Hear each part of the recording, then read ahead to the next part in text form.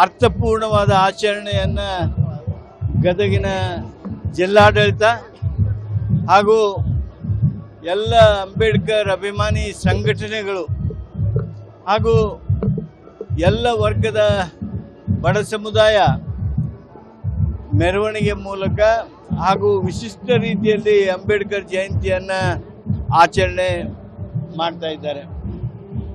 ಈ ಒಂದು ಸಿದ್ಧತೆ, ಅವರಲ್ಲಿರ್ತಕ್ಕಂಥ ಉತ್ಸಾಹ, ಹುರುಪು, ಆ ಸಾಮಾಜಿಕ ನ್ಯಾಯಕ್ಕಾಗಿ ಹೋರಾಟ ಮಾಡಬೇಕೆನ್ನುವ ಆ ತವಕ, ಇವೆಲ್ಲ ಇವತ್ತು ಈ ಕಾರ್ಯಕ್ರಮ ಇಷ್ಟು ಉತ್ಸಾಹದಿಂದ ನಡೆಯೋದಕ್ಕೆ ಕಾರಣ ಆಗಿದೆ. ಅಂಬೇಡ್ಕರ್ ಅವರ ಸಂವಿಧಾನದಂತೆ ದೇಶದ ಜನ ಸಮಾಧಾನದಿಂದ ಇರಬೇಕು, ಭ್ರಾತೃತ್ವ ಭಾವನೆಯಿಂದ ಇರಬೇಕು, ಸಮಬಾಳು ಸಮಪಾಲು ನಮ್ಮದಾಗಬೇಕು. ಏನು ಶೋಷಣೆ ಇದೆ ಆ ಶೋಷಣೆ ಮುಕ್ತವಾಗಿರ್ತಕ್ಕಂಥ ಸಮಾಜ ನಿರ್ಮಾಣ ಮಾಡೋದಕ್ಕೆ ನಾವೆಲ್ಲ ಹೋರಾಟ ಮಾಡಬೇಕು.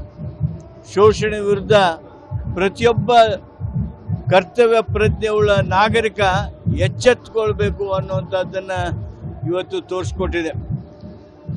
ಅಂಬೇಡ್ಕರ್ ಅವರ ಸಂವಿಧಾನ ಯಾವನೇ ಎಷ್ಟೇ ದೊಡ್ಡವನು ಇರಲಿ ಪ್ರಜಾಪ್ರಭುತ್ವದಲ್ಲಿ ಅವನು ಸಂವಿಧಾನದಂತೆಯೇ ನಡಿಬೇಕು. ಅವನು ಮುಖ್ಯಮಂತ್ರಿ ಇರಲಿ, ಅವನು ರಾಜ್ಯಪಾಲ ಇರಲಿ, ಅವನು ರಾಷ್ಟ್ರಾಧ್ಯಕ್ಷ ಇರಲಿ, ಪ್ರಧಾನಮಂತ್ರಿ ಇರಲಿ, ಯಾವ ಕಾರಣಕ್ಕೂ ಸಂವಿಧಾನವನ್ನು ತಿರುಚುವ ಕೆಲಸ ಮಾಡೋದಕ್ಕೆ ಅವಕಾಶ ಇಲ್ಲ. ಅದೇ ಮಾತನ್ನು ಸುಪ್ರೀಂ ಕೋರ್ಟ್ನವರು ರಾಜ್ಯಪಾಲರ ಕರ್ತವ್ಯ ಚ್ಯುತಿ ಆದಾಗ ಏನು ಎಚ್ಚರಿಕೆಯ ಚಾಟಿ ಬೀಸಿದ್ದಾರೆ, ಅದು ಅಂಬೇಡ್ಕರ್ ಅವರ ಆ ಸಂವಿಧಾನದ ಶಕ್ತಿ ಅನ್ನೋದನ್ನು ನಾವೆಲ್ಲರೂ ಅರ್ಥ ಮಾಡ್ಕೊಳ್ಬೇಕು.